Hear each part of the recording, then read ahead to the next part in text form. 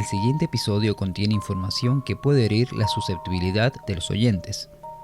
Es bajo tu entera responsabilidad si decides continuar. En La Puerta Oscura solemos contar historias. Algunas nacen del miedo, otras de la imaginación. Pero lo que vas a escuchar ahora ocurrió. Este archivo pertenece a hechos reales, personas reales y violencia real. No hay ficción, no hay exageración, solo humanidad en su forma más oscura. Esto es La Puerta Oscura, archivos humanos.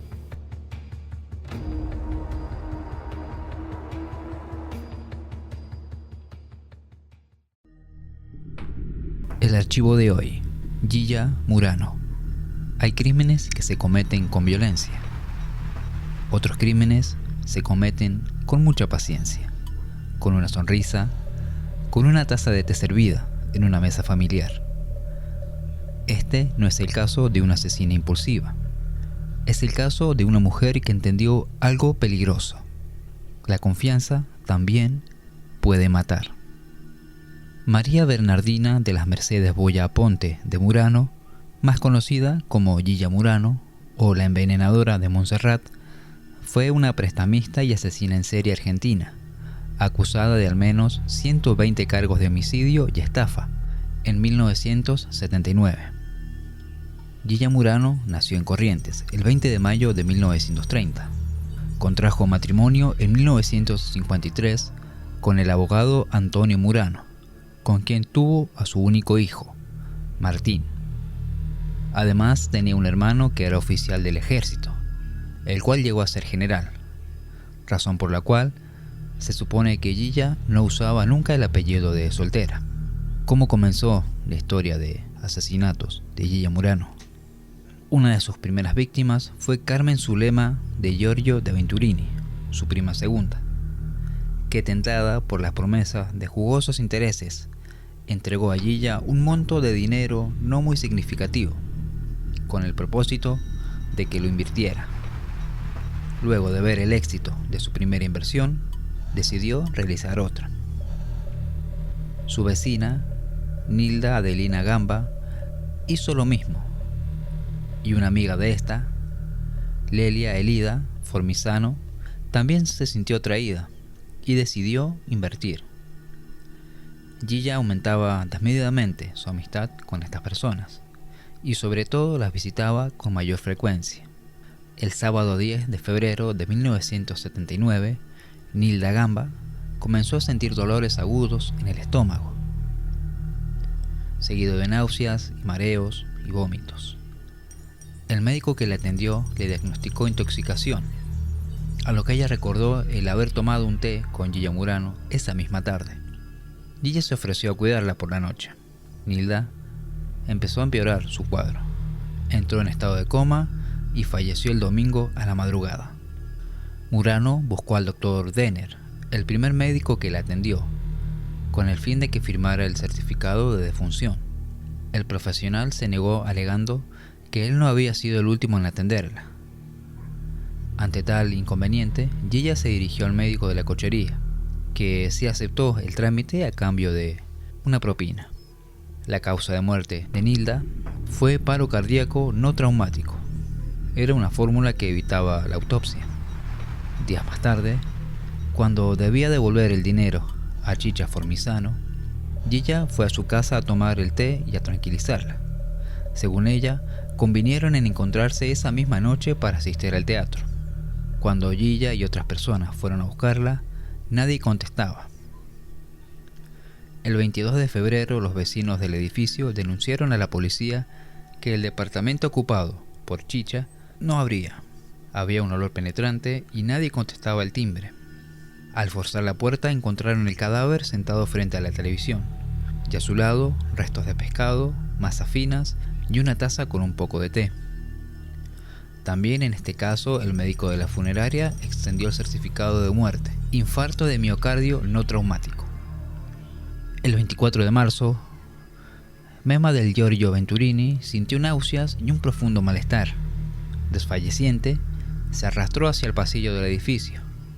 pero presa del vértigo, perdió el equilibrio y cayó haciendo ruido, el cual escucharon los vecinos y acudieron a socorrerla. En ese momento llegaba Gilla Murano, quien preguntó a los vecinos si Mema había dicho algo antes de perder el conocimiento. De camino al hospital, en la ambulancia, al fallecer la víctima le preguntó al médico si sería necesaria la autopsia. De camino al hospital, en la ambulancia, al fallecer la víctima, Gilla le preguntó al médico si sería necesaria la autopsia. Cuando Diana María Venturini, la hija de Mema, intentaba poner en orden las pertenencias de su madre, descubrió que faltaban unos pagarés que habían sido extendidos como garantía de los depósitos. Ante este hecho, indagó al portero del edificio, quien recordó haberle dado las llaves del departamento a Gilla Murano minutos después del incidente ocurrido, con el propósito de hacer unas llamadas a los familiares, las cuales nunca se hicieron. Ya en su domicilio y con la mente más despejada, Diana comenzó a hacer conjeturas, puesto que otras dos personas a quienes Gilla ya debía dinero habían muerto en circunstancias similares a la de su madre. Decidió hablar del caso con la policía. A partir de eso, el juez ordenó la exhumación de los cadáveres para realizarle las autopsias pertinentes.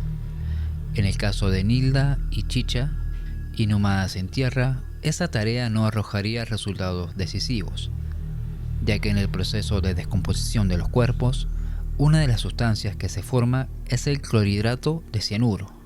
Esto impide establecer si la sustancia está allí por causas naturales o por haber sido ingerida en vida. En cambio, en el cadáver de Mema, pudo determinarse con exactitud que en sus vísceras había restos de cianuro alcalino, y así se consideró que se trataba de muerte por envenenamiento. El 27 de abril de 1979, la policía detuvo a Gilla Murano en su hogar, en la calle México. Al año siguiente, fue encontrada desmayada en el penal donde estaba presa, en el penal de Ezeiza. Luego de eso se le extirpó un tumor de la cabeza.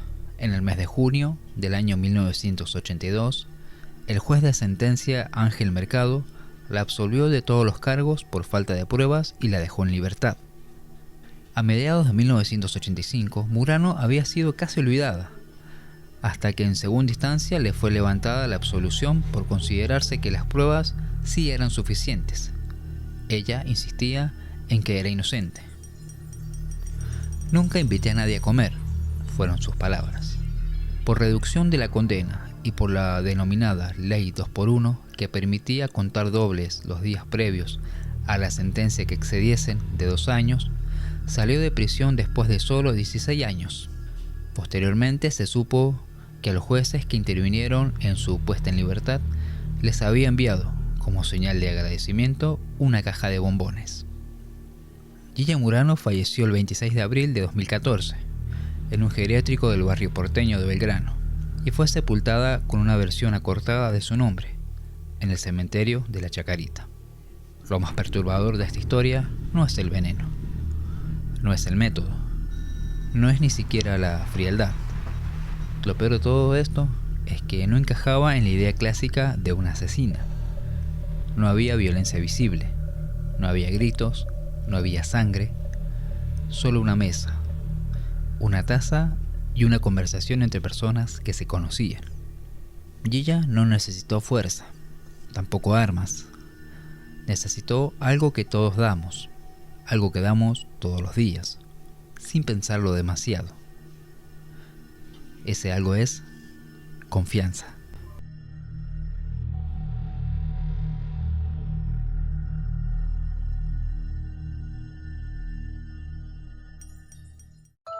Esto fue Archivos Humanos en la Puerta Oscura.